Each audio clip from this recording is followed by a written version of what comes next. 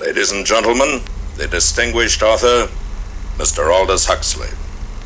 Brave New World is a fantastic parable about the dehumanization of human beings. In the negative utopia described in my story, man has been subordinated to his own inventions. Science, technology, social organization, these things have ceased to serve man. They have become his masters. Aldous Huxley's novel portrays a dystopian future under the dictatorship of a world state, where every aspect of human life is controlled, from laboratory creation to the grave. He described the story as fantasy, but later wrote, "The prophecies made in 1931 are coming true much sooner than I thought they would. The nightmare of total organization has emerged and is now awaiting us, just around the next corner." With the rise of brain-computer interfaces and biometric sensors and so forth, all the bodies, all the brains would be connected together to a network, and you won't be able to survive if you're disconnected from the net. All life on Earth is going to be radically changed. It's a fusion of the physical, the digital, and the biological world. It's changing who we are. These people have gotten to the point now where they are openly anti-human. Everything will be monitored. The environmental consequences of every human action. They cannot happen without digital ID. Once the digital ID is in place, it's game over for humanity.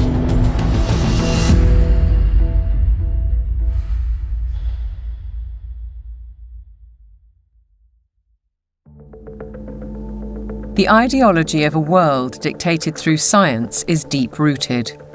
Almost a century ago, a movement was established in the United States, preaching that the population should be governed by an elite of selected experts, scientists and academics, rather than democratically elected politicians. They called it technocracy. These engineers and scientists from Columbia University promoted what they thought was going to be the replacement for capitalism and free enterprise. It's not going to be price-based economic system. It's going to be based on resources and energy, control over energy. They thought that science was the answer for everything. They didn't have any spiritual bone at all. You know, they were very mechanistic in their thinking. The definition was clear. Technocracy is the science of social engineering, the scientific operation of the entire social mechanism to produce and distribute goods and services to the entire population. The movement was short-lived, but the principle never died. As we'll demonstrate, a stranglehold on policy and resources has always been the ambition of the powerful oligarchs behind many of today's world institutions. It seems to me that there's a very strong drift in the direction of globalization, of the ultimate centralization of control in the hands of unelected officials at supranational organizations. The lust to control other human beings is a story as old as time. They want all of the resources of the world in their pocket. They do not want you and me to have anything. It's in writing all over the World Economic Forum's website. By 2030, you will own nothing and be happy.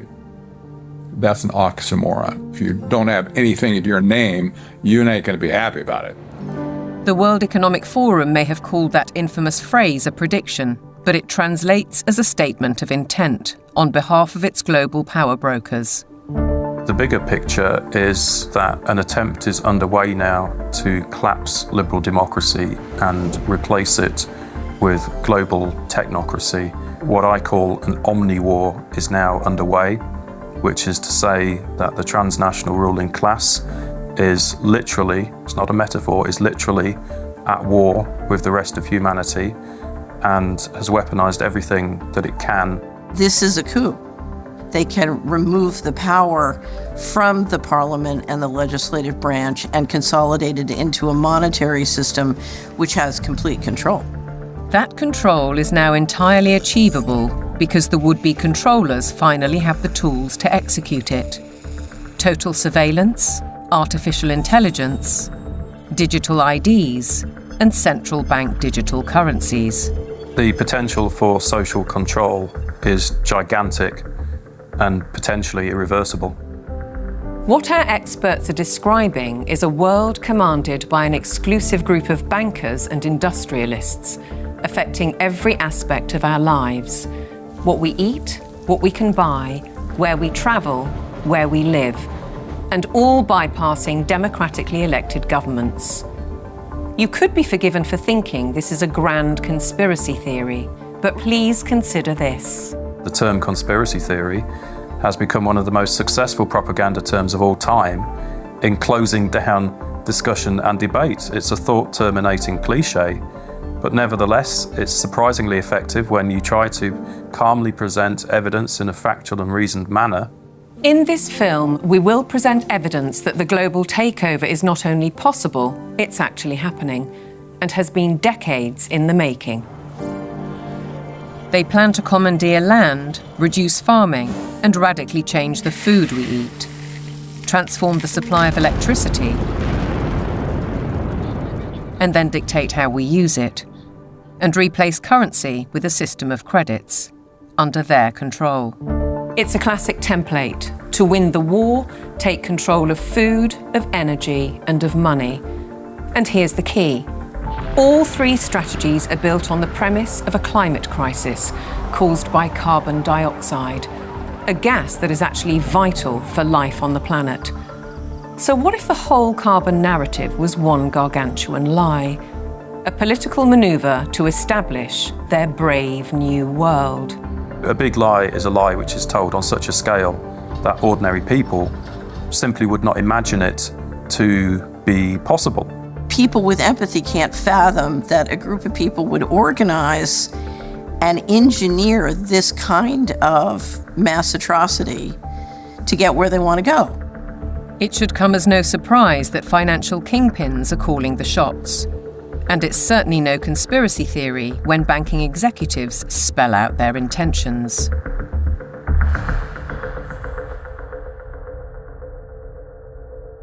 We are on the brink of a dramatic change where we are about to, and I'll say this boldly, we're about to abandon the traditional system of money and accounting and introduce a new one. And the new accounting is what we call blockchain. It means digital. It means having an almost perfect record of every single transaction that happens in the economy, which will give us far greater clarity over what's going on. It also raises huge dangers in terms of the balance of power between states and citizens. We are shifting to a new financial system, but the general population is not shifting to a new financial system. It's shifting to a control grid. CBDC can allow government agencies and private sector players to program, to create smart contracts, to allow targeted policy functions. For example, welfare payment. For example, consumption coupon. For example, food stamp. By programming CBDC, those money can be precisely targeted for what kind of people can own and what kind of use this money can be utilized. A key difference with the CBDC is that central bank will have absolute control on the rules and regulations, and also we will have the technology to enforce that. They're saying we can control with rules. We don't need currency anymore. And so it's no longer a financial system or a currency system. It's purely a digital concentration camp. It's a slavery system. When Catherine Austin Fitts talks, we should listen. She's a former high-level investment banker in New York and held senior office in the first Bush administration in Washington.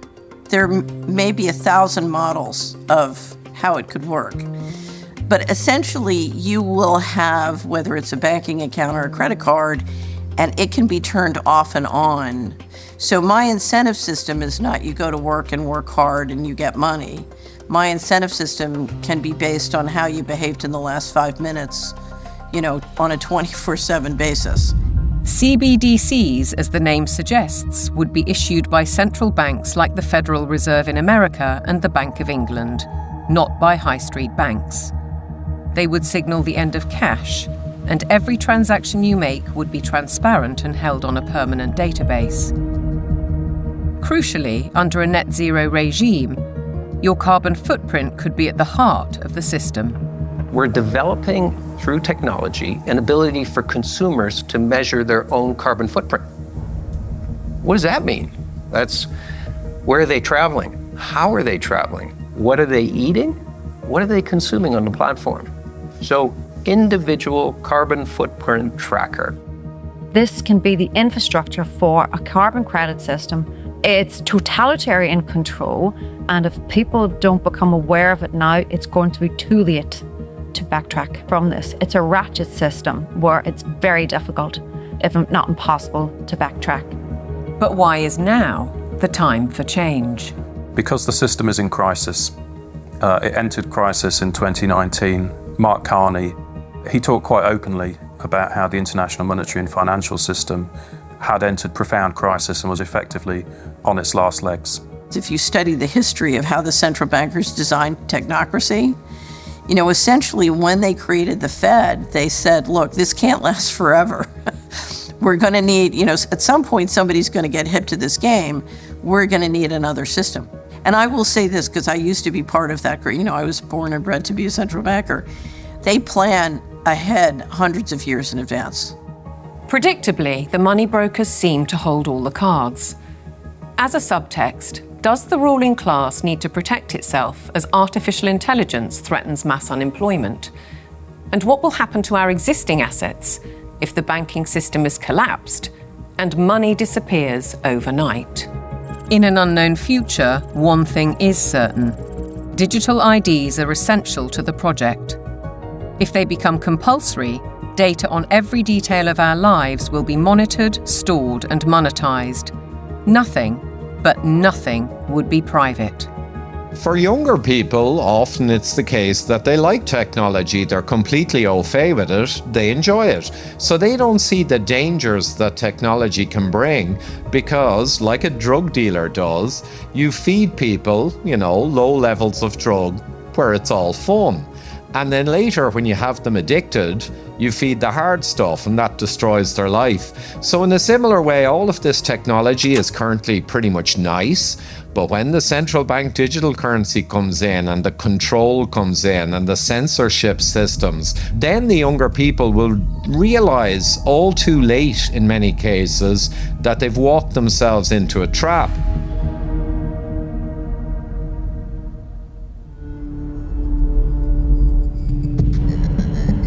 One man who knows the dangers only too well is Aman Jabi, who was at the forefront of digital development in Silicon Valley, California, for 25 years.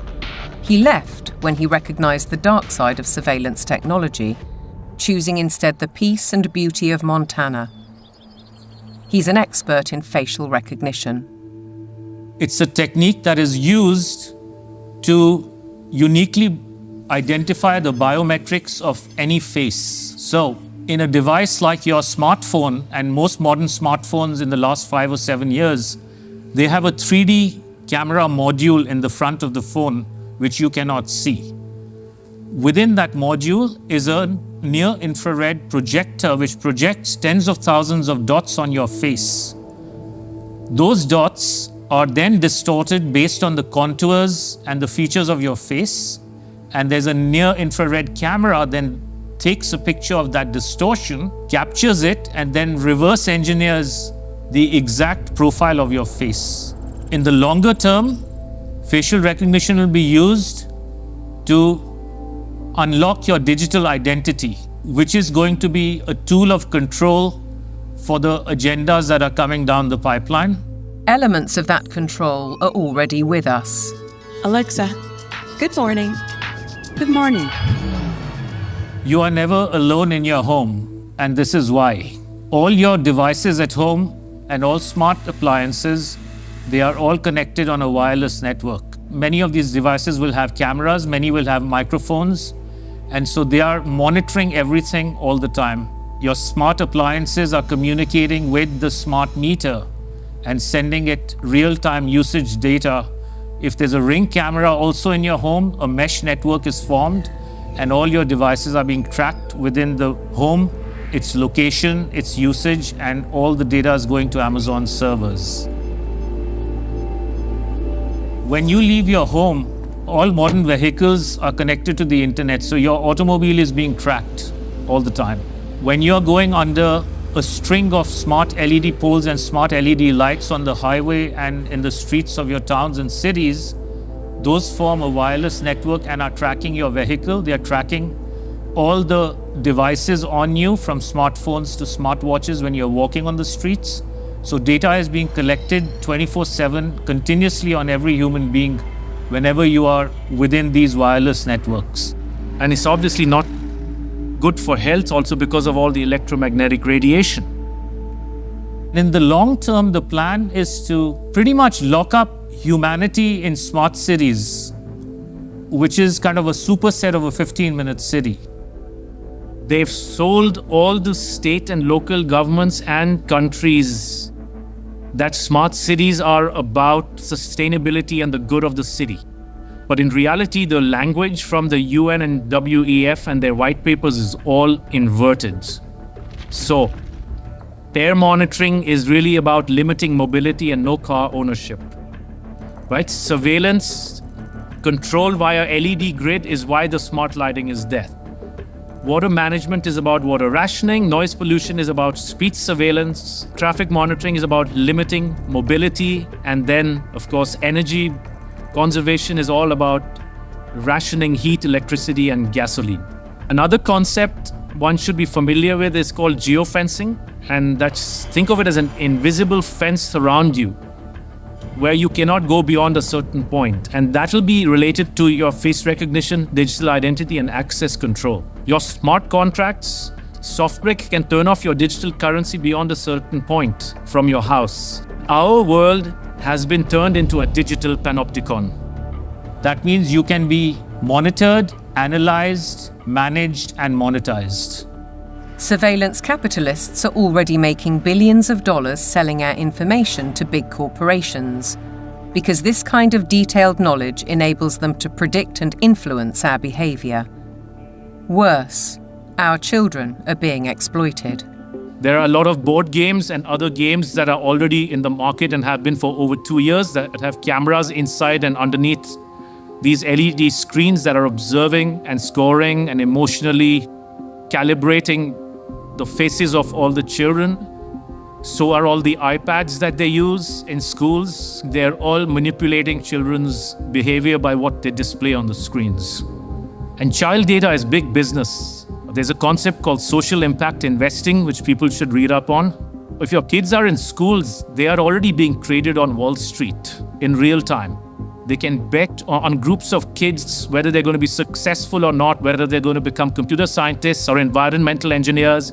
So children have become essentially a commodity and have been for years with this system. And once it's fully in place, it is going to be used to fully control the behavior of children as well as how they behave with respect to, diversity, equity, inclusivity, etc. The Chinese have already gone one step further. Classrooms have robots that analyze students' health and engagement levels. Students wear uniforms with chips that track their locations. There are even surveillance cameras that monitor how often students check their phones or yawn during classes. These sensors pick up electrical signals sent by neurons in the brain. The neural data is then sent in real time to the teacher's computer. We've been drawn into this digital spy network in the name of convenience, connectivity, safety, and especially entertainment. The 3D world of cyberspace creates virtual lives that are often more exciting than reality. Why is this technology being developed? It's all for the culmination of this digital prison from which there will be no escape after all the switches are turned on. The critical switch would be the introduction of those digital IDs and central bank financial control, a world of zero trust. Zero trust is based on a simple principle. Never trust, always verify. Zero Trust is a protocol that is implemented by cybersecurity companies.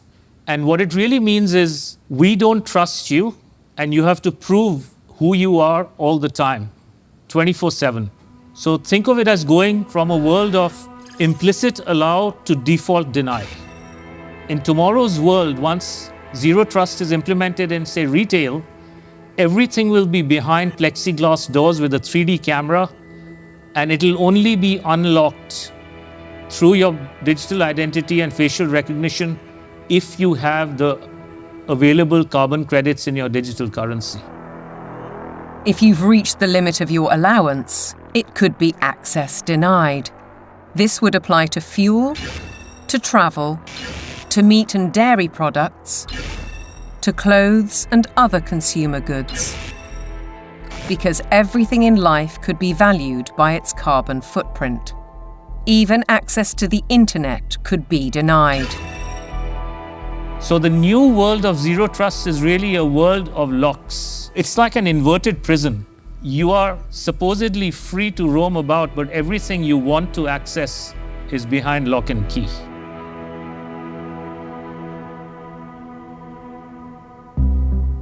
Most advances in science, including AI, bring great advantages to the world. They can enhance and improve human endeavour in almost every walk of life. But you don't have to be a scientist to see the flip side. They're constantly monitored by facial recognition cameras that are able to instantly put a face to a name. Now, the Chinese are also ranked, given a mark out of a possible 950 points. For now, the number is a sort of bank credit rating, keeping track of everyone's spending habits. It may seem scary, but it's just like that here. We're used to it, and anyway, we don't have a choice.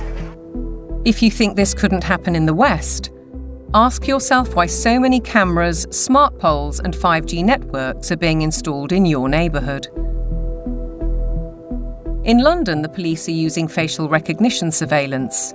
Sainsbury's is already experimenting with AI. Thank you for waiting. The cabinet will now be opened. In UK railway stations, surveillance is being tested to collect travellers' data. And in Oxford, these barriers were installed by the council under its so-called 15-minute city plan. They were removed following protests. But look at what's replacing them in these quiet residential streets. As the tech companies are proud to tell us, the possibilities are endless.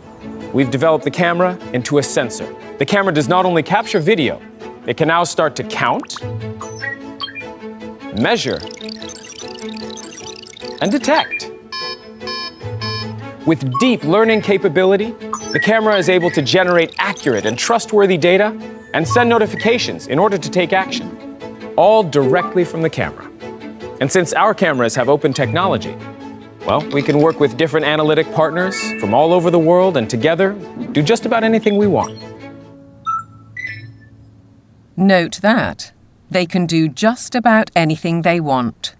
Digital technologies mainly have an analytical power. Now we go into a predictive power. But since the next step could be to go into a prescriptive mode, which means you do not even have to have elections anymore, because we know what the result will be. Ultimately, we're facing manipulation by the system. A world where instead of us using technology, technology is using us. But who's really pulling the strings?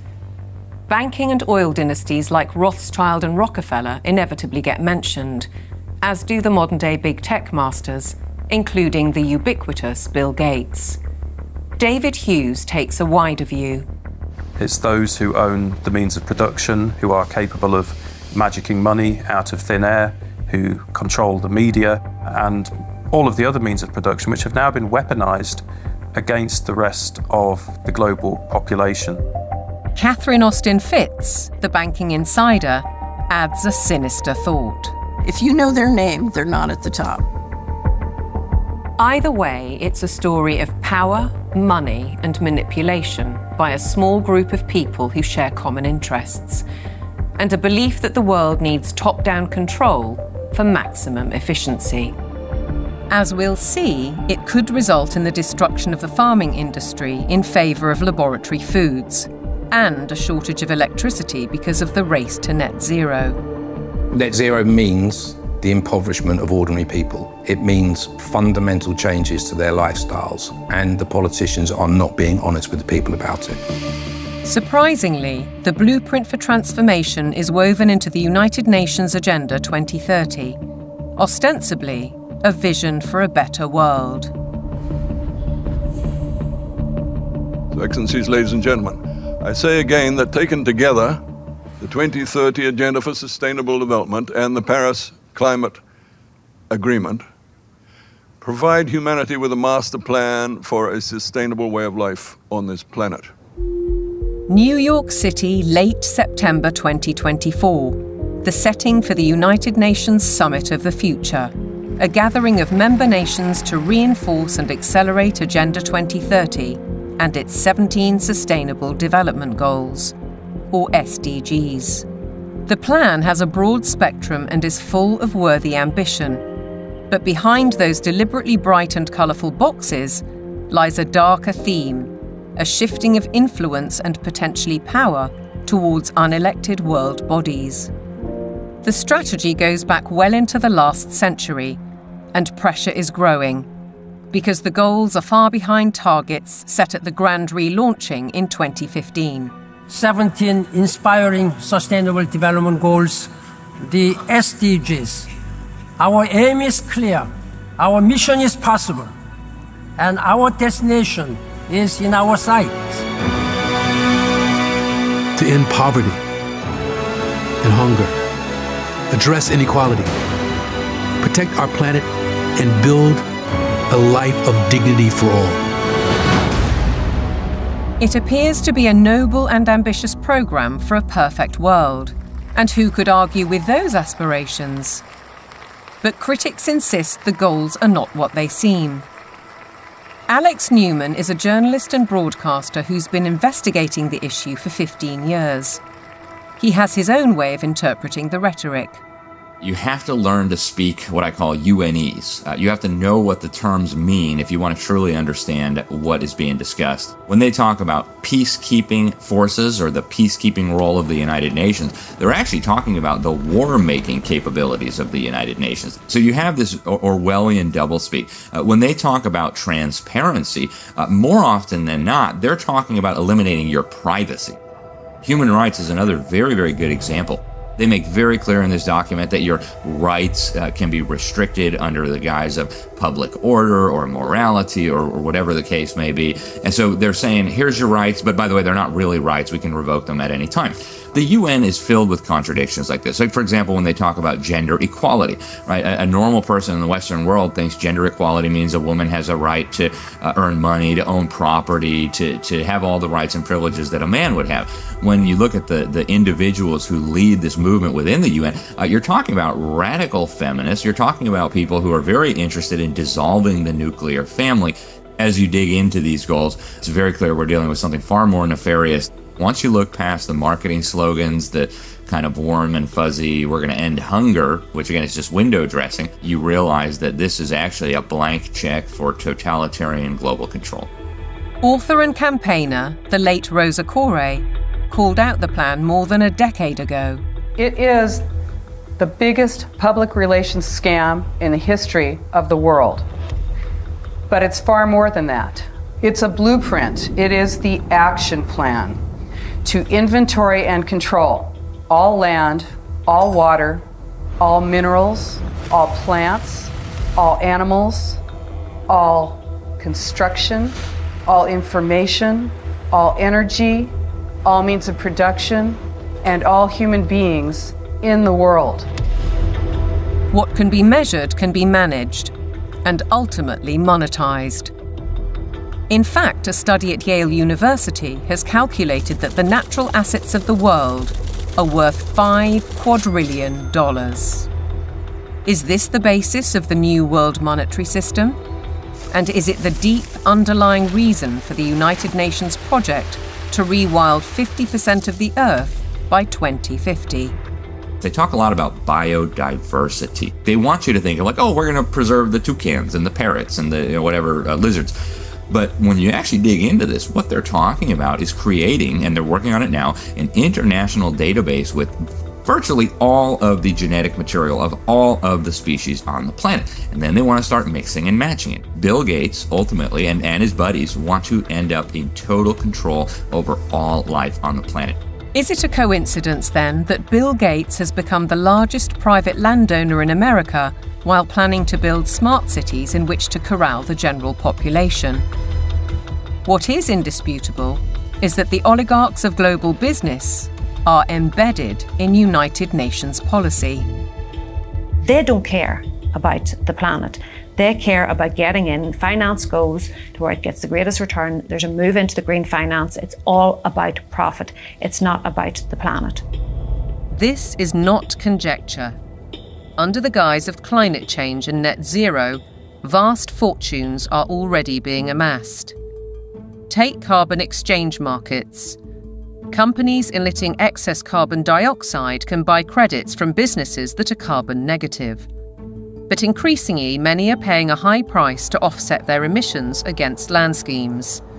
Grasslands, forests, conservation projects, and so on. Some legitimate, others not so. Either way, the brokers and middlemen get rich, while having no impact on actual carbon emissions. We've also seen the emergence of natural asset companies, whose name says it all.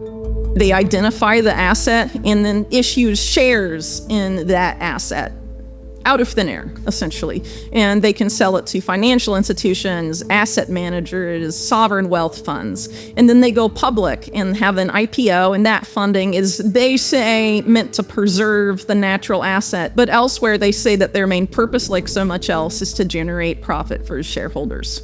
It has nothing to do with preserving the environment. That is literally just the talking point they think will stick and sell. We're all in it together. We got to save the planet. So let's allow the bankers to create a new racket that makes the natural world collateral. So if everything in nature is to be traded on financial markets, setting a value on the land we walk on and the air we breathe, why do we, the public, have no say? There's no route that an ordinary person can take to make a representation to United Nations. So it's fundamentally undemocratic. What it has done is build relationships with billionaires. Right from the start, the rich and powerful have enjoyed undue influence in the UN's inner sanctum.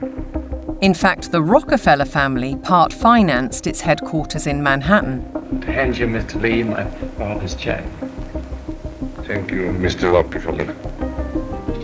Between them, the Rockefeller family has funded hundreds of organizations and, as a consequence, spread their authority on civil society, institutions, banking, education, and global politics. The Rockefellers always believed in world governance. In the 1950s, their Special Studies Project report declared, "The UN stands finally as a symbol of the world order that will one day be built."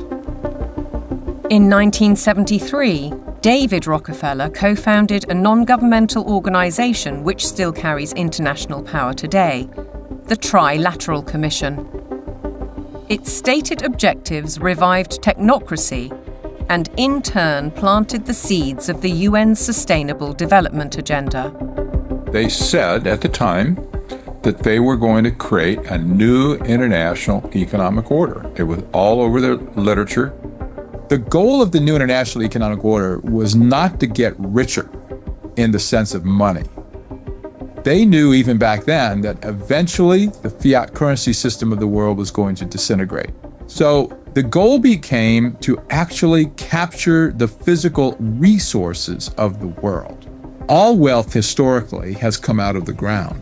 They wanted to take away everything that they could possibly take away from the nation states of the world and from private individuals of the world and stuff it into the global common trust where they would administrate it and they would be the ones getting licenses for the resources to turn around and make stuff. The financial kingpins have long seen themselves as masters of the universe, manipulating global affairs through institutions like the International Monetary Fund and the World Bank. Is Agenda 2030 the defining act for complete control? And how significant was the global response to COVID-19? As the world builds back from COVID-19, we have a once-in-a-lifetime opportunity to make investments that will strengthen the economy and improve public health, and fight climate change for generations to come. One might ask why the UN needs a multi-billionaire finance and media player as a special envoy, or why Mark Carney, the former governor of the Bank of England, who called for a new global monetary system, is the UN's special envoy for climate action and finance. And then there's Larry Fink, the boss of BlackRock, the world's largest asset management company. He's a board member of the World Economic Forum, and as we'll see, has driven the UN's goals through investment strategies for the past 20 years. All three are principles of the Glasgow Financial Alliance for Net Zero, a partnership with the UN. With the green economy worth trillions to corporations and investors alike, it's hard not to see a conflict of interests. Are the bankers raising money to achieve United Nations goals? Or are the goals a Trojan horse to change the world's financial control systems? Now consider the events at Jackson Hole, Wyoming in August 2019, only 3 months before the COVID outbreak. It's when Mark Carney delivered his call for change, and BlackRock proposed a new financial mechanism, Going Direct, which in principle allows central banks to channel capital direct to large corporations. So the central bankers got together in 2019, the G7 central bankers, and voted on the Going Direct Reset. And the Going Direct Reset, of which the COVID operation was part of it, has done a phenomenally excellent job of massively consolidating capital into central control. If you look at the COVID operation from a financial standpoint, it was absolutely clear that it was one way you balance the books. It worked. The major corporations like Amazon and others were allowed to continue business. Meanwhile, other businesses, particularly small and medium-sized entities, were deemed to be, quote, inessential. Many of them were put out of business. And so what we saw was a global wealth transfer of a reported $3.3 trillion from the working classes and the middle classes to this kind of super rich billionaire brigade. The people who ran the operation made an absolute fortune. It was economically, as a taking, it was a huge taking. And that included billions of pounds of taxpayers' money going to pharmaceutical firms for so-called vaccines. Whatever the truth around COVID, Dr. Hughes says the response deployed dangerous elements of social control, what he calls weaponized deception. We see techniques of shock and awe being applied through the lockdowns, techniques of isolation, making reality seem strange and threatening. All of this helps to de-pattern the mind. These are all well-known military tactics. Look them in the eyes and tell them you're doing all you can to stop the spread of COVID-19. Stay home, protect the NHS, save lives. These are, in fact, very nasty and very vicious techniques which were deployed against the public of multiple countries at once.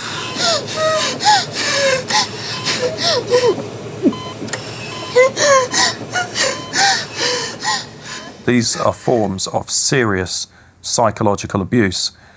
I think once the public starts to understand that, there's going to be a very severe pushback against everything that's happened. The general population cannot fathom the psychopathy of the vision that they're facing. So they can't fathom that a group of people would organize and engineer this kind of mass atrocity to get where they want to go. Be aware then of the World Health Organization, the UN's most powerful agency. Since COVID, the WHO has sought to increase that power to unprecedented levels through amendments to its pandemic treaty and the international health regulations. A key driver is its One Health initiative. One Health is a concept that was created to enable the WHO, with these documents, to take over jurisdiction of everything in the world by saying that climate change, animals, plants, water systems, ecosystems are all central to health. That places the Director General in a key position to influence world events, another potential conflict of interests given the WHO's financial backing, particularly from the pharmaceutical sector. Its accounts for 2022 show that an eye-watering 84%, or $3.656 billion of income, came from voluntary donations. The top 4 sources of these donations included the Bill and Melinda Gates Foundation and Gavi, a public-private vaccine alliance also heavily supported by Gates. People see the WHO as a benign organization, and there are still areas where the WHO does useful stuff. But the biggest focus now is purely on a tiny disease burden where investors can extract a large amount of wealth. This has shifted the WHO's focus very much to this emergency agenda, which is very false. Pandemics are very rare events. This is why we now have a WHO that promotes vaccines all the time, because that's what the money is coming in to support. So instead of being a World Health Organization, we have a World Vaccine Organization, and that seems to be the only thing they're touting. What's in the treaty has got nothing to do with health. It's a business deal focused on the most profitable business imaginable, pandemic profiteering.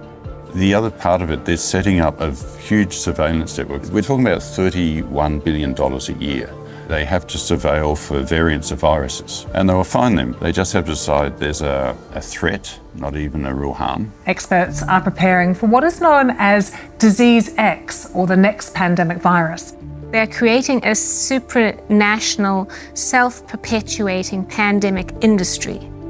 The latest scare is monkeypox, renamed Mpox, a disease highly unlikely to affect the general population. Nevertheless, the WHO has acted. The emergency committee met and advised me that, in its view, the situation constitutes a public health emergency of international concern. If you get to declare the emergency and then profit from it, there's a big problem, isn't there? It's essentially a build-out of big pharma, and the WHO is essentially looking to be their marketing and distribution arm worldwide. WHO! The people say no! WHO! The people say no! We're fighting for really the right to own our own lives. We're fighting for that freedom versus a sort of corporate authoritarian structure or medical fascist structure, which is what is clearly interests are trying to impose on us.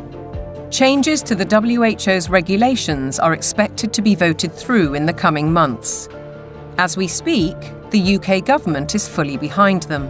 Meanwhile, in common with many other global institutions, the WHO tries to silence criticism and dissent, branding it misinformation. The science, it says, is settled. Digital platforms are being misused to subvert science and spread disinformation and hate to billions of people. This clear and present global threat demands clear and coordinated global action.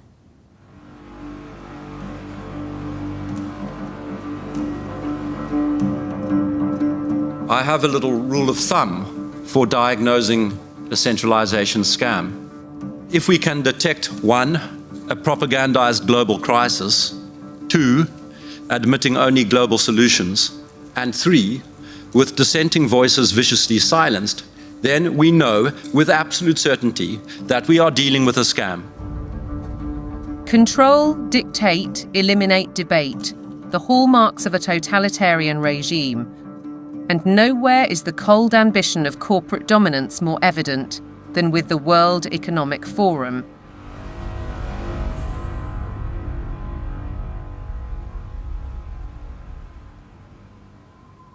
Klaus Schwab founded the WEF in 1971. His mentor was Henry Kissinger, statesman, political shaper, and close confidant of the Rockefellers. The organisation now employs 800 people and has programmes in business, academia, and in training future global leaders. It's far more than its famous annual meeting in Davos. Over the last 50 years, the World Economic Forum has blossomed into an enormously influential organization with all of the major corporations as stakeholders or trustees and all funding the World Economic Forum to ultimately fund the UN World Government Plans and Agenda 2030. Klaus Schwab is the public face of stakeholder capitalism, a planned system of central ownership and control that has little to do with democratic process and is uncomfortably close to communism. It's a partnership between global corporations, governments, and what Schwab refers to as civil society, NGOs, and so-called think tanks. The agenda is driven by finance, which gives the unelected and unaccountable oligarchs huge influence, if not control, over policy.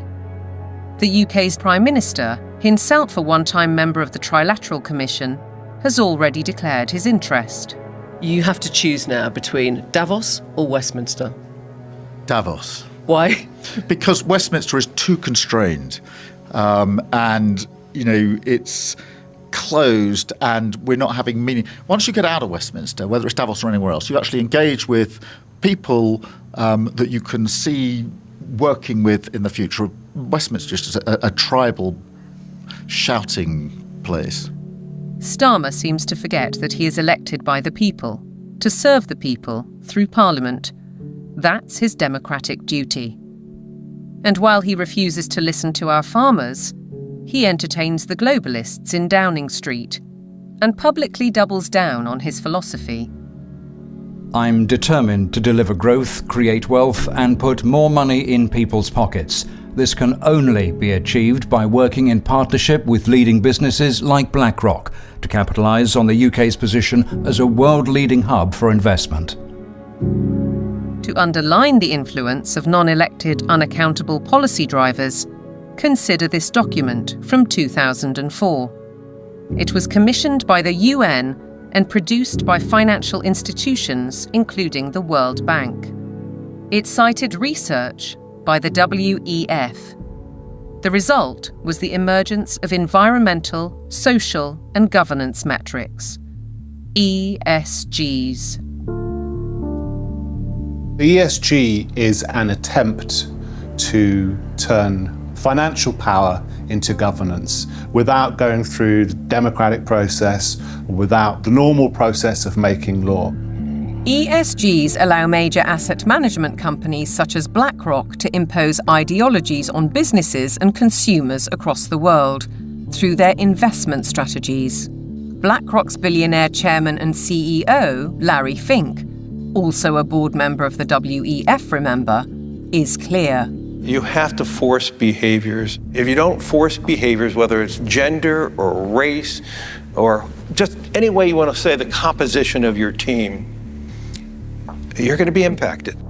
Now we get ethics, green ethics, racial ethics, gender ethics, driving corporate decisions about who may have money, what they may use their money for, and how they're going to behave in society and what they're going to do with it. This is a new form of political power that isn't accountable, isn't transparent, and it isn't democratic. We, the public, are being manipulated. Our lifestyles, our culture, and our future, be it through forced woke ideologies, intrusive technologies, so-called pandemics, censorship, or information which is too often propaganda. Your compliance is vital to the agenda. To impose global solutions, the leadership needs you to believe in global problems. Climate change is here, it is terrifying, and it is just the beginning. The era of global warming has ended, the era of global boiling has arrived. This stuff is so fantastically stupid. It's hard to believe that they're doing it. There is no climate emergency. That is a total scam. If they came out and said, hey, we want to destroy your economy, we want to destroy the middle class of your country, and then ultimately we want to make you a slave to a one world government, it just wouldn't be as appealing as saying we're trying to save the planet for future generations.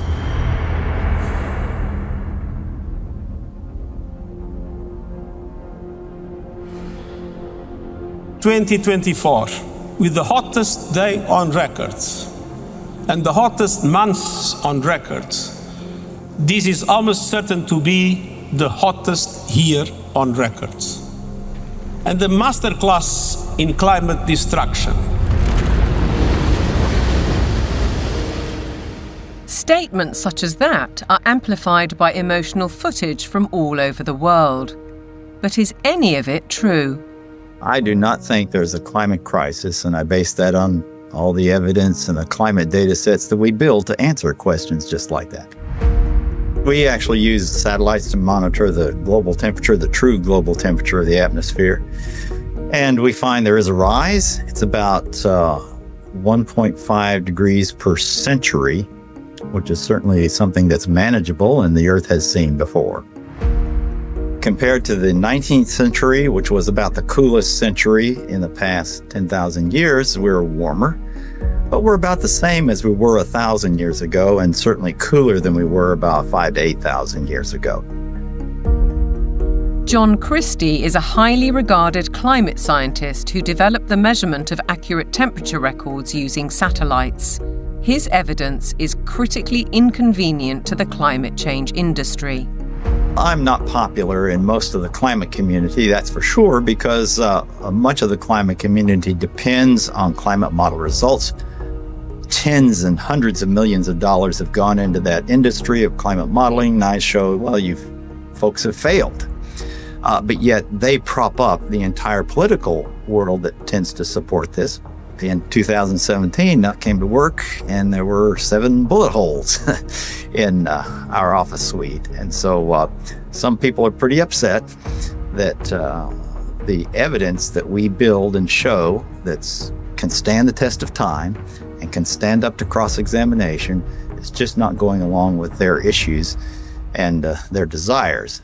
So let's consider these statistics on the Earth's atmosphere. 78% is nitrogen, 21% oxygen, other gases make up less than 1%, and carbon dioxide accounts for a mere 0.04%, the majority of which is natural. Can man-made CO2 really be a problem? Roy Spencer and I are going on the assumption that all the warming that you see is due to carbon dioxide emissions. And so we find that that's a pretty modest warming. But see, that's a big assumption. Mother Nature is able to warm up the planet without extra CO2. And so we are just saying the worst case scenario is this warming of about 1.5 degrees. And that's certainly not a catastrophe at all. On the contrary, carbon dioxide is vital for the world's survival. The greater the concentration, the better plants grow. In fact, according to NASA figures, the world has become 14% greener in the last 40 years. During the last cool period before industrialization, let's say 200 years ago or so, it was below 300 parts per million. And during the ice ages, it was even lower. And that's a dangerous level because plants struggle to survive when the CO2 is at a low level. And so the biosphere becomes less diverse and less available to support the animal life. So low CO2 is not good for the planet as a whole. Where is the logic then behind the UK's decision to spend £22 billion on facilities to capture carbon? The greatest controversy of all revolves around readings from ice cores. CO2 levels can be measured in bubbles of air trapped in ice thousands of years ago. By aligning this to temperatures, scientists have argued that carbon dioxide is the cause of global warming. However, closer inspection leads to the opposite conclusion. Once the temperature starts to rise, you will see the carbon dioxide rise about 500 to 1,000 years after. So the CO2 actually lags the temperature changes. But what of the extreme weather events, which are increasing and driven by climate change, according to everyone from the top of the United Nations down? Professor Christie says there is no data to support those claims. And what we find is that virtually every one of these claims is false. The extremes are not increasing. Hurricanes are not increasing in intensity or frequency. Same with tornadoes or thunderstorms or floods or droughts. It's just going along like it always has with the natural variability. Why aren't we looking at the surface data sets that are constantly adjusted upwards? Why aren't we looking at the 40.3 record at Conisbee, which the Met Office is very proud of, on July the 19th in 2022? And when we did a freedom of information request at the Daily Sceptic, we found that there were 3 Typhoon jets landing on a runway next to the measuring device, because Conisbee, as they call it, is actually RAF Conisbee. It's a military airport. The temperature lasted for 60 seconds. Sticking a thermometer up the backside of a jet aircraft is not probably scientifically the best place that you can sort of determine temperature measurement, particularly when you then morph it into a global database, which the Met Office has, and then tell dear old Antonio Gutierrez that the globe is boiling. The whole thing is junk. How we came to the point where we think that we're going to prevent bad weather from happening by eliminating fossil fuels is just about the most nonsensical, illogical thing that I can imagine. And the whole world is caught up in this nonsense. So how did the carbon story take hold? Meet the man who invented climate change, according to The Telegraph. His name? Maurice Strong, an oil tycoon, a Rockefeller associate, and a man with an extraordinary talent for moving between high finance, politics, and the United Nations. Strong was a member of the highly influential Club of Rome, an institution formed in 1968 at a Rockefeller property on Lake Como in Italy. A group of scientists, academics, and industrialists discussed what they saw as an urgent crisis: the impact of human activity on the planet. I don't think we can sustain current growth trends much beyond, say, the lives of children who are being born today. To prove the thesis, they commissioned computer modelling at the Massachusetts Institute of Technology. This research laid the foundations for an agenda that's persisted for over 50 years. Cut use of autos, use less electric power, have fewer children, limit growth. All of this was fueling this ideology that there's too many people on the planet, there's not enough resources, and that something has to be done. The natural world in which man lives and on which he depends is indeed deteriorating, is being destroyed in many instances at a rate that is accelerating and that can only continue to accelerate unless we begin to control the activities that are having this destructive impact. In 1975, the Club of Rome published a second report, Mankind at the Turning Point. The lead quotation was telling. The world has cancer, and the cancer is man. The report concluded, the solution of these crises can be developed only in a global context with full and explicit recognition of the emerging world system, a new world economic order, and a global resources allocation system. In other words, technocracy, top-down control of everything, including populations. But if that was the solution, a worldwide problem was required. Climate change provided the answer, as admitted in a later Club of Rome document. This is the quote from page 115.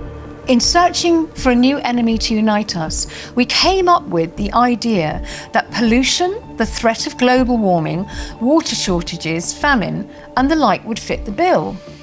All these dangers are caused by human intervention, and it is only through changed attitudes and behaviour that they can be overcome. The real enemy, then, is humanity itself. It really does look as though they are inventing climate change there. They just made it up out of thin air, literally. That nobody really looks at that book and say, well, there you go. This has nothing to do with science whatsoever. They just made it up. Interestingly, in 1988, Maurice Strong had been instrumental in establishing the IPCC, the mainly political entity which endorsed a thesis by a small group of scientists that industrial carbon dioxide was driving climate change, and the IPCC has been locked into that theory ever since. Maurice Strong's masterstroke came in 1992, when as Secretary-General of the UN's Earth Summit in Brazil, he saw 179 nations commit to a World Action Plan, Agenda 21. We have been the most successful species ever. We are now a species out of control. Nobody would question the need for a cleaner environment and the protection of nature, and Strong's legacy lives on through the Kyoto Protocol, the Paris Accord, the current Agenda 2030, and the worldwide push for carbon net zero. But there are questions on his motives and his connections. He was behind the first financial carbon market and a founding director of the World Economic Forum. Surely a conflict of interests with his involvement in the IPCC. A skeptic might ask why nearly all research grants in almost 40 years have gone on developing IPCC carbon dioxide theories, while anyone who raises questions is ridiculed, cancelled, or has their career stalled. Funding for someone who wants to determine the natural variability of the climate system as an explanation for what has happened is just not there. I mean, the government is very clear that they want a catastrophic story. There is no single science paper that proves conclusively that humans control all or most of the global climate. If there was, you wouldn't hear the last of it. Instead, we get this call to authority to the IPCC, the United Nations Panel on Climate Change. Many more scientists and academics are speaking out against the IPCC. Almost 2,000 have signed a declaration stating that there is no climate emergency, including Nobel Prize winner Professor John Clauser, who wrote, "The popular narrative about climate change reflects a dangerous corruption of science that threatens the world's economy and the well-being of billions of people." We need to have a full and honest debate about the science, and it needs to be discussed in Parliament, it needs to be discussed in the media, it needs to be generally discussed, and we need to sort of bring the drains up, if you like, on all of the science to see what is there really a threat. That debate is highly unlikely, because the juggernaut of net zero careers on, with trillions at stake. What is certain is that the repercussions will affect the food we eat, ravage our countryside, and have a disastrous impact on our energy supply.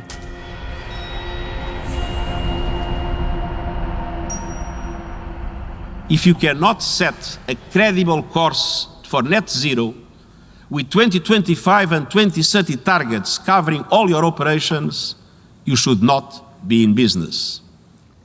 Well, net zero is insanity.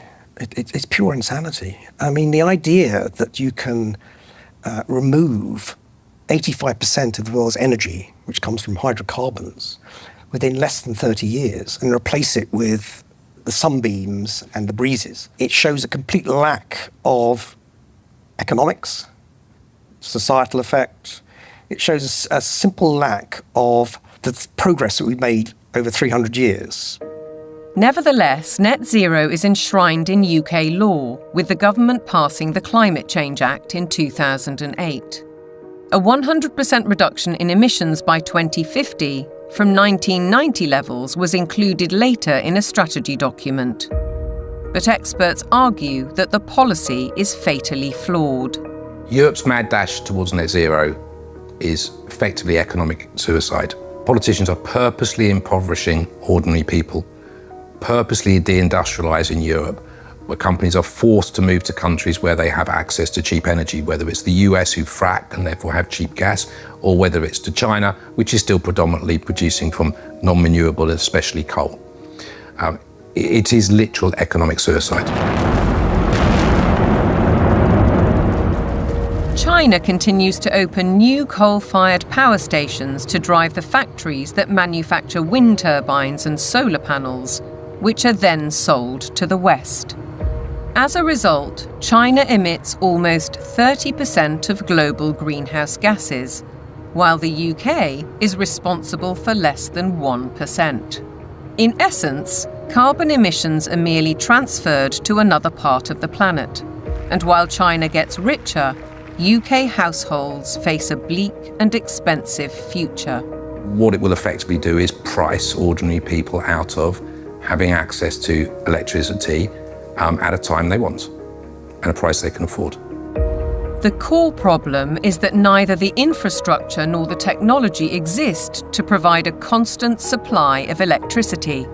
The proportion of time that solar actually generates electricity is actually 9% in the UK. That means that for 90% of the time, solar doesn't generate the average amount of electricity that its capacity can generate. For onshore wind, it's about 20 to 40%, and for offshore wind, it's about 30 to 50%. So that means by definition, you will always have periods of time when renewables aren't producing electricity, but there is demand for electricity. As we'll hear, the net result is that supply will be rationed. Reality, though, seems not to concern the activists.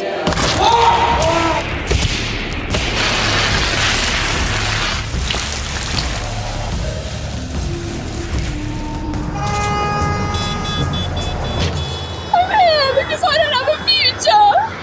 I look at some of these hysterical youngsters and some of the hysterical oldsters as well, screaming about the climate is collapsing and all that sort of thing. And you think you haven't got a clue what would happen if you removed hydrocarbons. You haven't got a clue. You'd be back in service, like probably your ancestors were. You'd be skivvying on the land, in big houses with warlords, calling themselves aristocracy and all that sort of stuff. You want to go back to that? Fine. Get rid of hydrocarbons. Many of these apparently grassroots protest groups are backed by organisations such as the Climate Emergency Fund, financed by billionaires like the oil heiress, Aileen Getty. And if they claim to be environmentalists, they conveniently ignore the bigger picture. Thousands of wind turbines are disrupting coastal waters, changing habitats, affecting marine life, and killing seabirds. Landscapes are being scarred by the production of lithium for electric car batteries, and by cobalt mines in Africa, where child labour contributes to huge corporate profits. How does the loss of thousands of square miles of farmland to vast solar parks meet the UN's biodiversity goal? And how helpful are wind turbines when they're blotting the landscape visually and through noise pollution, and disrupting wildlife in the air and on the ground? The glorious mountain terrain of southwest Wales is a stark example. It's a landscape breathtaking in its beauty, untainted and largely untouched by humans. A haven for wildlife, a place where life runs its natural course. Yet this is what's planned: mega turbines designed for offshore, reaching 700 feet into the air and dwarfing the hilltop forests. Planning permission is being sought for the so-called Bryn Cadwyn Energy Park. If you put one in the valley floor, it would be standing some 40 metres above the valley floor, so above the horizon. But they're not putting them in the valley floor, they're putting them on the top of the hills. So it'll be standing some 600 odd metres above sea level up there, casting a shadow over our solar panels. Justin Cotter lives right in the centre of the proposed development. He's fighting to preserve the countryside he loves. And across the mountain, Jason and Josie Barker are equally aggrieved.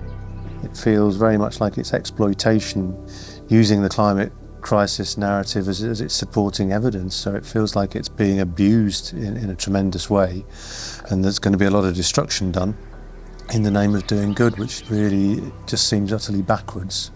And if we really want to protect nature, then some of the best way of doing that would be to leave it well alone, especially in the wilder places, and let it flourish. We certainly found that being here, The more we've lived here, the more we've worked with it and encouraged it, the more it's come back. All of those spruce trees on top there, they will have to go to make way for turbines.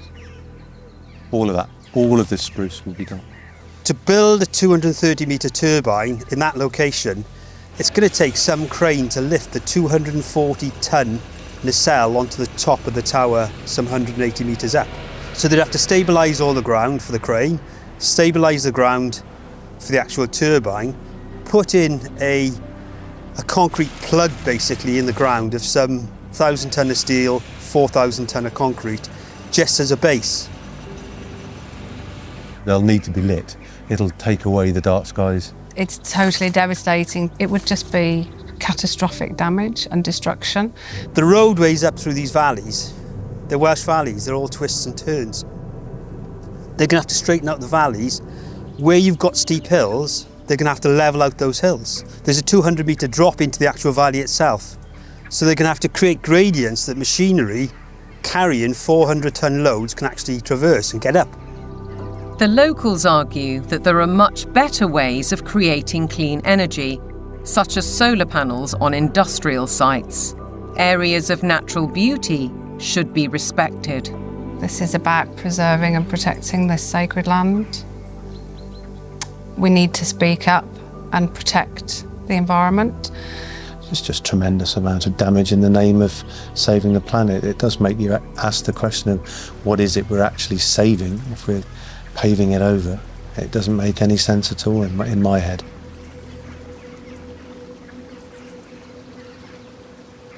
The proliferation of turbines and solar panels certainly seems at odds with protecting biodiversity, and experts argue that the economics simply don't add up. If we are going to go on to full net zero, we not only have to change our electrical system, but we have to change the other 66% or more of the rest of our energy needs as well. So we need to triple the amount of renewables just to cover our present electricity generation. And then we need to triple again to cover all of the other usages like, transport, space heating, and industry. So it's almost a tenfold increase in the amount of renewable energy that we're producing. Ralph Ellis has analysed 3 government reports and says all have grossly underestimated costs. 2 of the reports ignore the need for that crucial backup when the wind doesn't blow and the sun doesn't shine. At present, this is the only such site, Dinorwig in Wales. But going by the government's own figures, Ellis says the equivalent of 2,000 Dinorwigs would be required. The overall cost would run into trillions of pounds. It's an energy fantasy because none of this has been thought through. Battery plants are one alternative to back up the national grid, like this one already constructed in Australia. But again, they offer limited supply.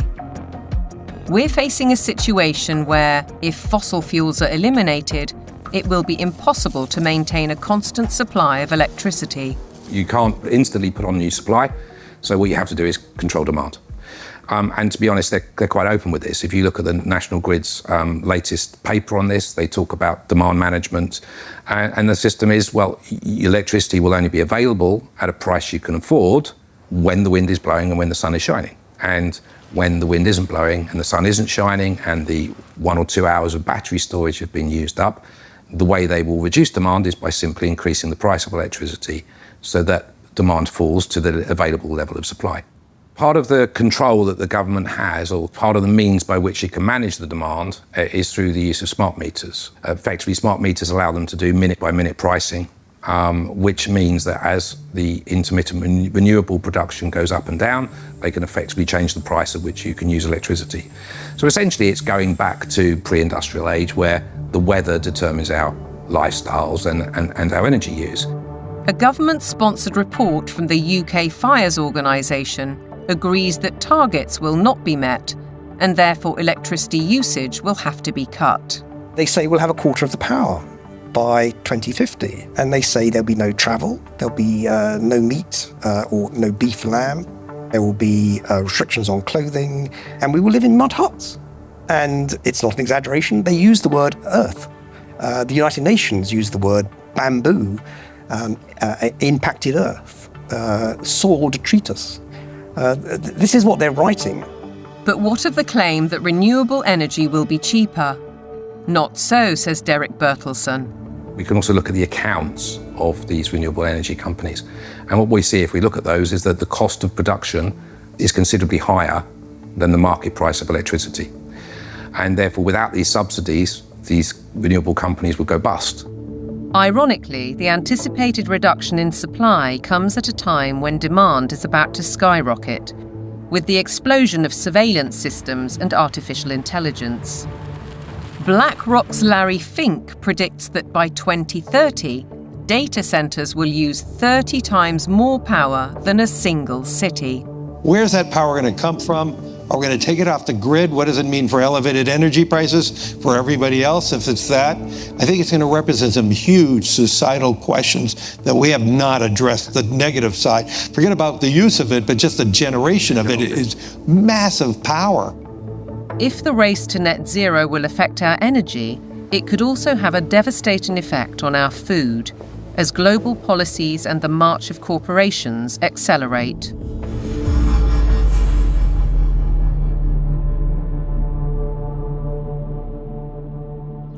Farming has been at the heart of our lives for generations, but to the climate change advocates, suddenly it's a threat. A lot of people have no clue that agriculture contributes about 33% of all the emissions of the world. You just can't continue to both warm the planet while also expecting to feed it. Doesn't work. One thing John Kerry didn't mention was that farming and agriculture contributes 100% of the food that we need to eat. So that's a little kind of an important detail that he ought to have mentioned. And I think what we're dealing with here is actually a global war on agriculture. I believe they are demolishing our food infrastructure, partly to cause a crisis, right? And I guarantee you, mark my words, we're going to be in a food crisis and they're going to say it's climate change. I wouldn't say it's about saving the planet, no. I would say it's about land grab and about profiteering and corporatization of our food sector. It's basically a pharmaceutical industry taking over the food supply. If I can switch everybody from real food to pharma food, then 100% of the agriculture industry can go through my publicly traded stocks, and I have complete control. So the idea is we get rid of farmers, we kill any naturally grown food, and we engineer food in manufacturing plants and laboratories. But I assure you that those guys are not eating this. Bill Gates is one of the familiar corporate faces, and he's investing heavily in the food revolution under the guise of avoiding climate disaster. Cows alone account for about 6% of global emissions. So we need to change cows.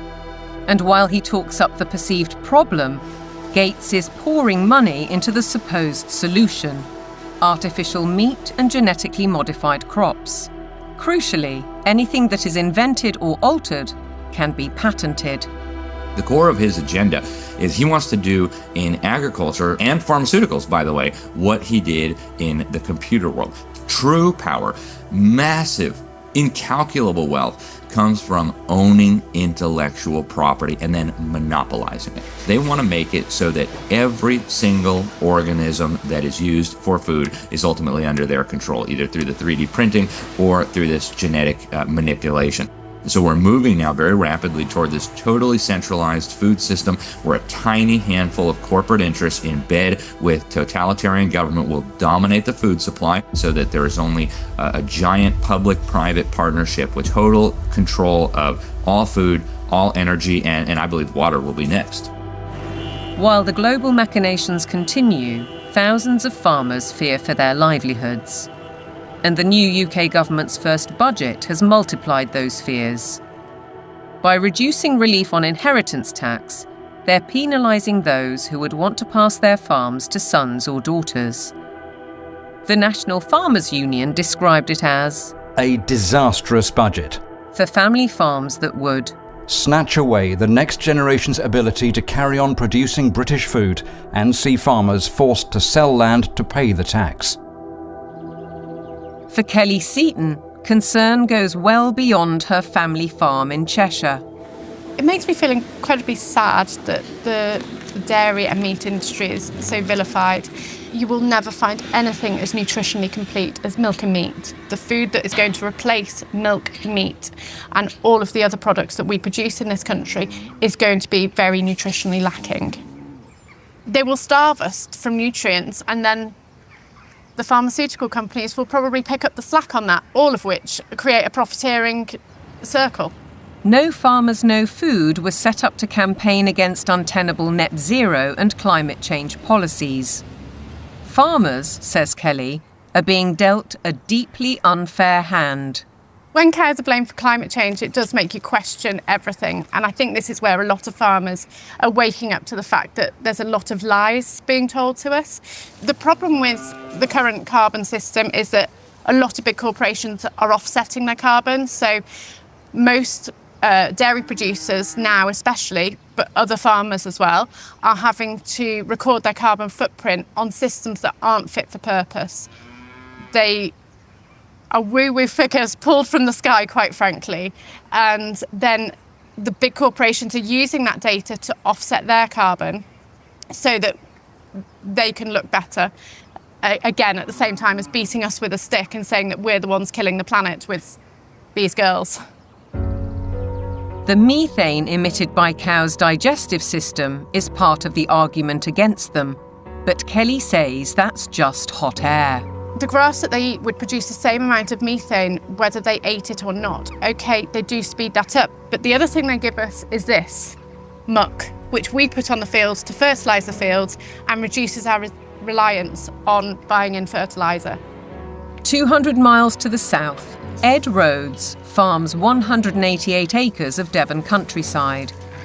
He's not part of the No Farmers, No Food movement, but agrees that the whole narrative on cows and climate change is wrong. As farmers, we recycle carbon all the time. That's what we do. You could almost define farmers as carbon recyclers. We're an organic beef, sheep and vegetable farm. We run a fairly traditional system of rotational farming. We'll have a field which would be growing a brassica crop for 1 year, a non-brassica crop for another year, such as broad beans or sweet corn, and then we have a break for that field, so it goes into a predominantly grass and clover mix.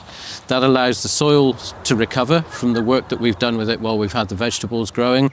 It also allows things like the clover to put nitrogen back into the soil. So the livestock are absolutely essential for grazing that grassland. We also mow it so that the hay, the silage that we take from those fields are fed to the cattle in the winter. The bale I'm sitting on, the bedding that they're standing on, is all mown from very rushy areas on our farm. The animals then dung onto that. We compost that. That gets spread onto the land primarily where we're growing the vegetables to put the fertility in, and that's what then produces our crops. If you remove livestock from the system, you have no system. Farmers like Ed Rhodes work with knowledge and passion, but still have to comply with a labyrinth of government rules and regulations, including carbon monitoring. And now land itself is under threat. Corporations such as British Airways are buying farms to plant trees for carbon offsets, while other areas are being declared sites of special scientific interest, restricting or even preventing use for crops and livestock. And then there's the United Nations SDGs. Goal 15. Protect, restore and promote sustainable use of terrestrial ecosystems. Consequently, rewilding programmes are impacting farmland across the world. In the UK, for example, the government is planning to set apart 1,200 square miles for wildlife habitat by 2042.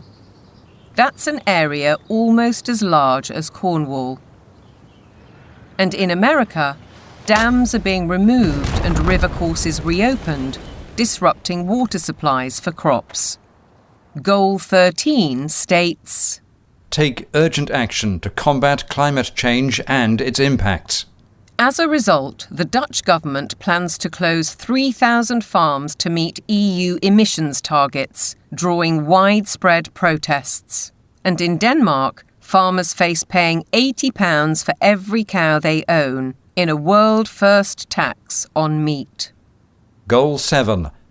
Ensure access to affordable, reliable, sustainable and modern energy for all.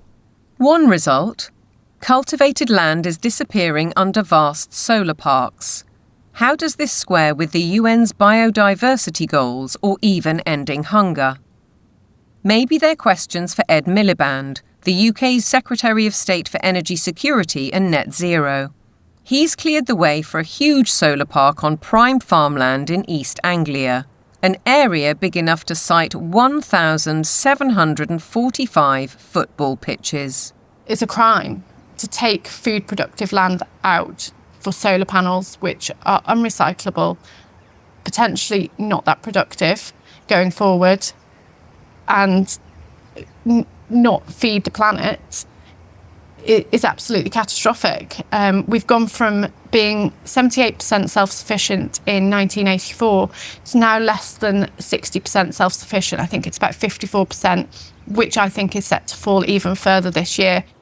On top of all that, British farmers are being paid not to produce food under schemes like the Sustainable Farming Incentive. Kelly Seaton understands that many farmers accept the money to balance their books, but has this warning. When you look at how many farms are selling up, how many arable farms are struggling, we're walking into food shortages, and I think we're going to end up eating more processed food, maybe lab-grown meat, and I think that's part of the plan. The squeeze on farming is self-evident. Our supply of natural food is under very real threat, just as the WEF predicted. Worse than that, Catherine Austin Fitz says that with programmable currency, you wouldn't have a choice. No one in their right mind would ever eat this stuff. But the reality is, once they have control of your transactions, they can dictate what food you can and cannot buy. If they want you to buy pizza made with insect-based flour, that's what you're going to get.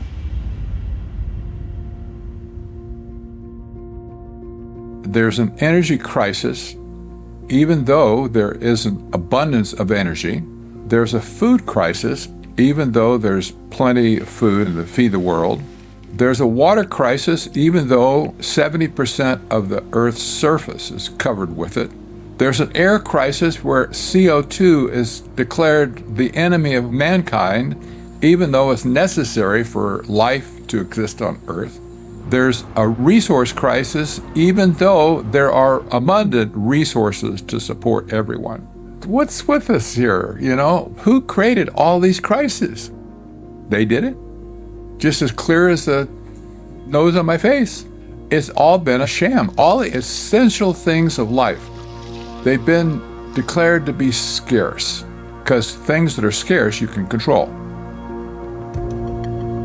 The architects of such globalist trajectories, all the Kissingers, Rockefellers, Schwabs, Carneys, Strongs, Carstens, are held out as great intellects. But they are nothing of the sort. We know, both in theory and in practice, that centralization causes nothing but misery, because it destroys the mechanisms of error correction, leading to doubling down on flawed policies. And yet the creed of global dominance continues apace. Through the WHO's so-called Pandemic Agreement, its One Health Initiative, and ultimately the United Nations Agenda 2030. From medical diktats to gender and racial politics to climate change, the indoctrination runs deep.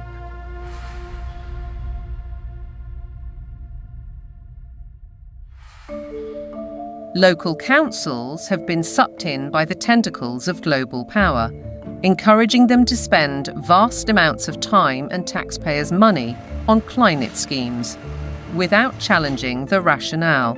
Local councils have taken these actions because they are part of or lobbied by a network of green organisations throughout the United Kingdom, for example, UK 100, there's also C40 Cities, and there's the Global Covenant of Mayors. And these organisations require local authorities to sign pledges that say they're going to ban cars from streets, we're going to make people vegetarian, and we're going to restrict certain forms of trade faster than is required by national government. They've been able to do this because democratic engagement at the local level is so weak. The voters' decisions are completely outweighed by the influence of the green blob, essentially. One organisation, Climate Emergency UK, has introduced scorecards, a league table to compare the progress of councils. It brings both pressure and opportunity. Environmentalism creates the idea that a local councillor is a planet saver. And of course, there are organisations that, like the UK 100, that are going to flatter people in that position. They're going to indulge those people and say how important they are, whereas most of the rest of the public are going to probably see them and say, what the hell are you doing? Ben Pyle emphasises that such organisations are not grassroots initiatives. Civil society has been bought, and it's been organised around the interests of its billionaire philanthropists. Newspapers and television also consistently push the same story. We've been hearing about the threat of climate change for decades, but now we can't ignore it. Here, the climate crisis is very real, and it is getting worse. What mainstream media does in following this narrative is that they exclude vast areas of climate science. They exclude all the skeptical scientists. By the BBC, which has done it for 20 years, saying that you cannot have any other view apart from the settled narrative, is doing an enormous disservice to science.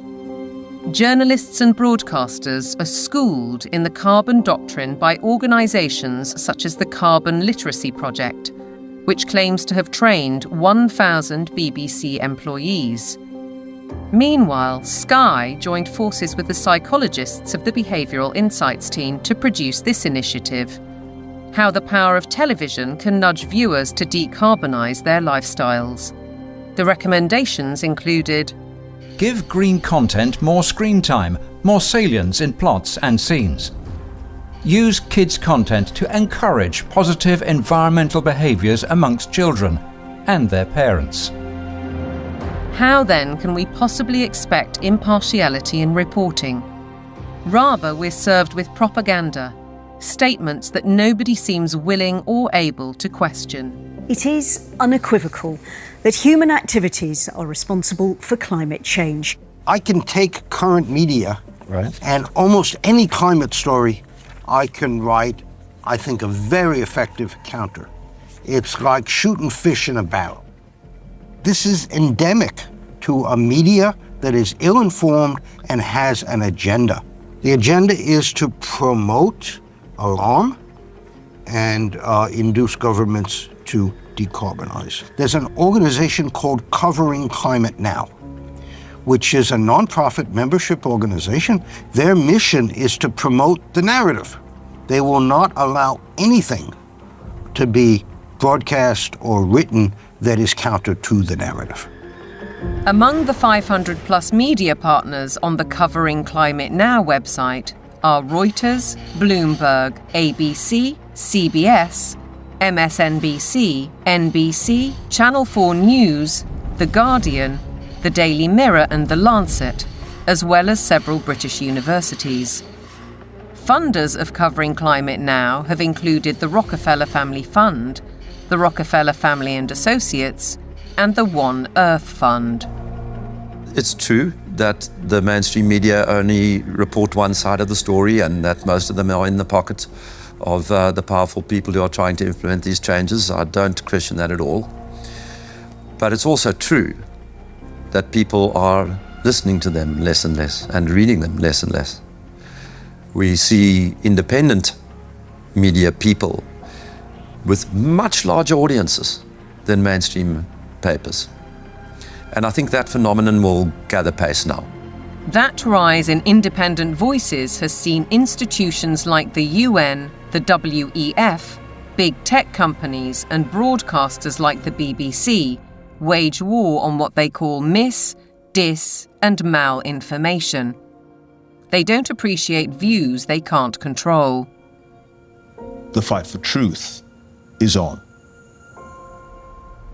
A partisan media, obsessed local councils, and then there are the universities, which should be the first and last bastions of objective research and open debate. But here too is a story of outside pressure. With the drop in government funding, the shortfall has been made up from other sources, and those tend to be NGOs, private organisations. For example, the Gates Foundation and the Wellcome Trust. Invariably, money from private organisations will come with vested interests. These vested interests, according to Professor Moss, drive university teaching towards business goals and ideologies at the expense of critical thinking and levels of academic achievement. One new initiative is the European Network on Climate and Health Education, led by Glasgow University. Medical students have been trained to accept that climate science is an established fact. Increasingly, climate change is harming people's health. You could say it's the largest health emergency of our time, and I do need to be ready to help tackle this challenge. Can the outcomes really be free of prejudice when the backers include the WHO and major pharmaceutical companies? This new collaboration will help train the next generation of medics with the skills they need to treat the health impacts of climate change and deliver more sustainable healthcare. That's why health leaders from across the public and private sectors are coming together to support this transformative new network. Academics, right from the beginning now, are socialised to orientate their research towards the money. So this, I think, is quite damaging when it comes to fearlessly pursuing the truth wherever it may lead. That doesn't really happen anymore in academia. It's more about pursuing the money, wherever that might lead. It makes me feel distraught. It makes me feel that the whole purpose of university learning has been subverted. The influence and ambition of big business, the mission creep of so-called woke thinking, the cancel culture, the suppression and smearing of those who dare to question. Shockingly, the conditioning starts in the youngest of minds.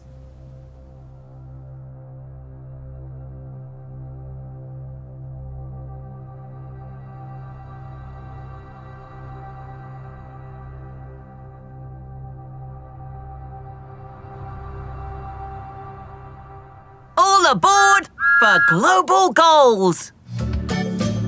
This year, Thomas and his friends have teamed up with the United Nations. The world of young children is supposed to be one of innocence and joy, but it's been permeated by the global ideologies of the United Nations. If you go to goal number 4, it deals exclusively with education. And when you think education, recognize they're talking about indoctrination. The Sustainable Development Goals. Under the surface of it all is this effort to bring all the children of the world into this one world globalist system. And what's so remarkable about this to me is that it's not even hidden anymore. Take part in the global movement to save our world from being destroyed. How will you fight climate change? Try meat-free meals. Reduce your electricity use. Give your clothes a second chance. We died! It's kind of your fault! And you can never ignore Greta. The eyes of all future generations are upon you. And if you choose to fail us, I say we will never forgive you. I don't want you to be hopeful. I want you to panic. We want action. We want justice. Let's fucking want action. And we want it now. No more coal. No more oil. Keep your... I want you to feel the fear I feel every day. I want you to act as if the house was on fire, because it is. This propaganda relentlessly promoting fear in various ways, be it disease, be it climate, I think is having a very damaging impact on young people's mental health. The disasters that continue increasingly to afflict the natural world have one element that connects them all: the unprecedented increase in the number of human beings on the planet. We're asking children to believe they are a scourge on the planet. I have a problem with children believing they shouldn't be here from the off. How are we ever going to encourage them to have strong mental health and emotional well-being if they believe that their birth is a disaster for the planet? That's not encouraging them to be productive citizens who are making an active contribution to society if they've got to apologise for their very existence. I think it's very dangerous, and I think we need to reverse that as soon as possible. The indoctrination of children is further evidenced across their learning. Objectivity and freedom of thought are being stifled by the persistent pushing of agendas. I undertook a study of secondary school textbooks to see what children are being taught. And what I found was extremely shocking. I found unqualified acceptance of climate change, the wonders of vaccines, GM foods, and very few counter-arguments were presented.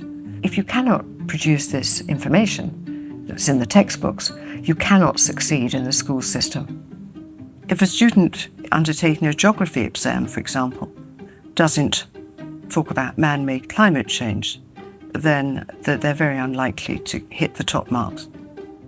Is it not surprising that the phrase critical thinking actually only occurs in relation to two subjects?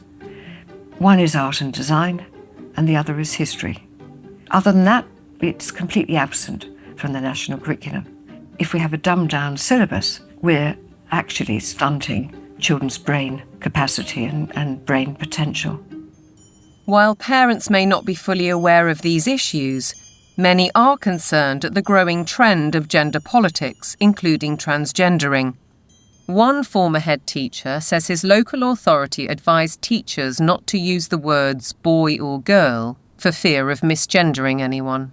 The Department for Education as well has really subscribed to this kind of woke ideology. So there's almost like brownie points for the more woke you can be. Why do you have makeup and lipstick and glitter on? Because I think it looks pretty. Oh! You don't think it looks pretty? What schools have done is employ third-party agencies to deliver material for which the third parties most certainly have a vested interest in. And I wouldn't have a problem if it was I'm there in school to ask children to accept me as I am. That's fine. We all need to be tolerant and liberal in a diverse society. My problem is that what they're actually doing is more a form of evangelism, which is this is who I am and you might be too. In my heart, I've always known that I'm a girl, Teddy, not a boy, Teddy. I wish my name was Tilly, not Thomas. Language carries so many meanings and messages. And if schools are encouraging social transitioning, that's not a neutral act. That's a significantly impactful act.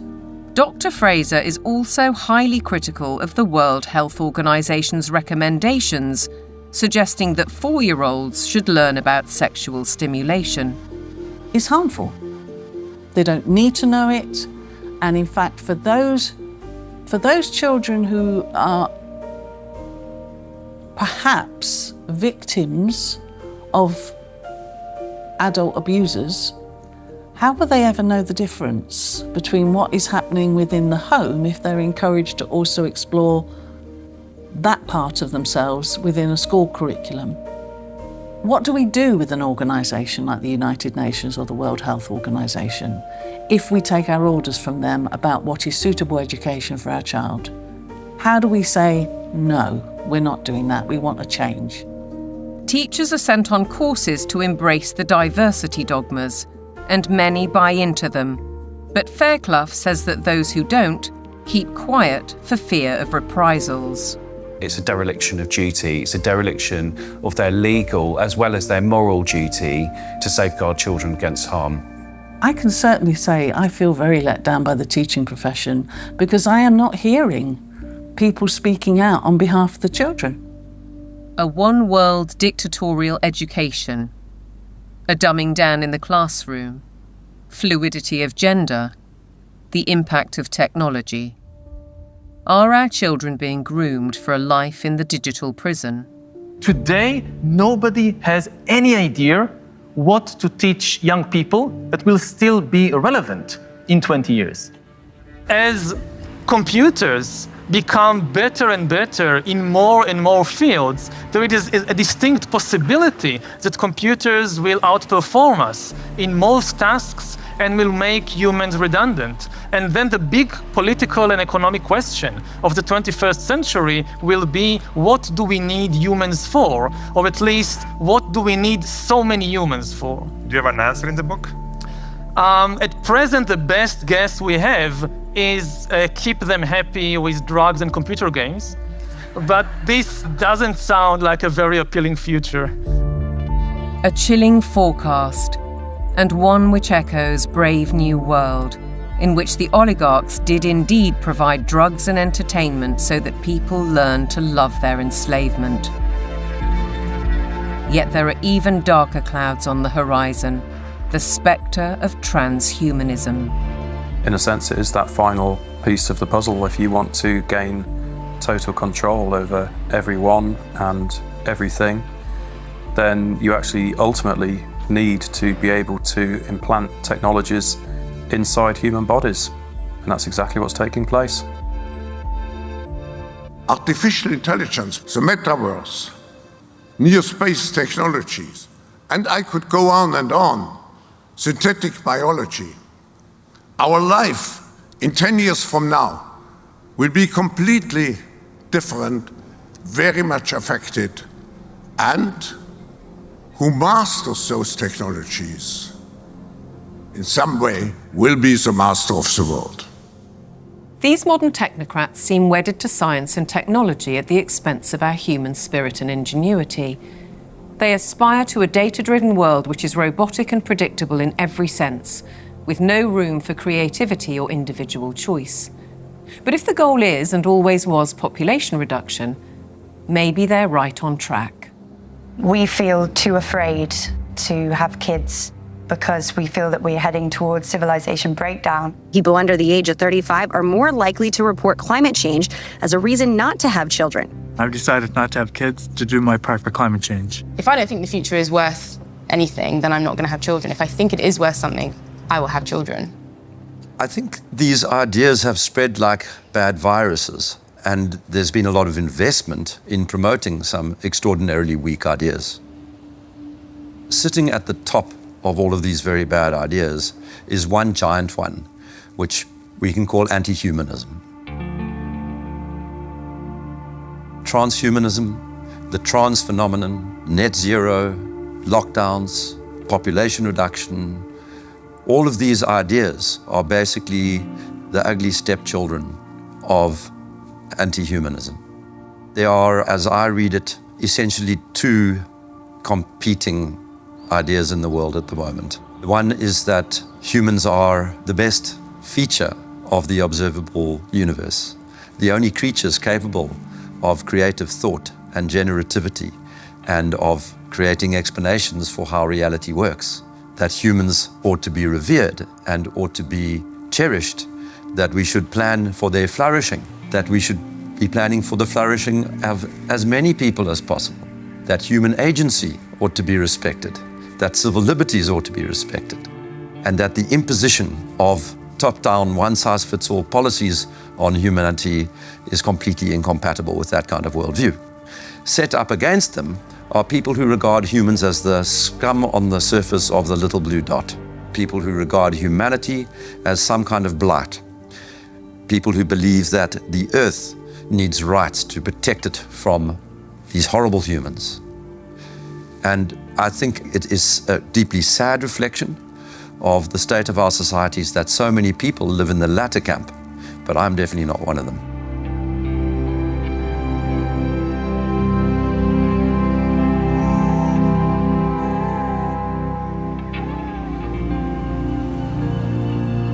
We can all stand up to tyranny.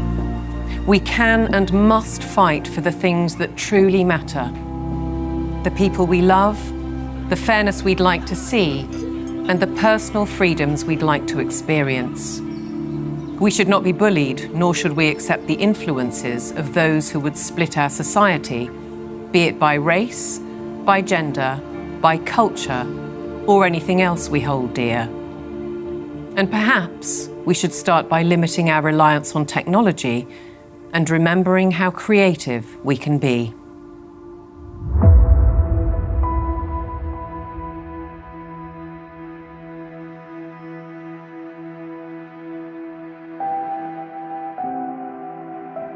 Once you've seen it, you can't unsee it. You can't go backwards. So what that means is that over time, more and more people are starting to see this now. The powers that be have no choice but to keep pushing forward for their global technocracy.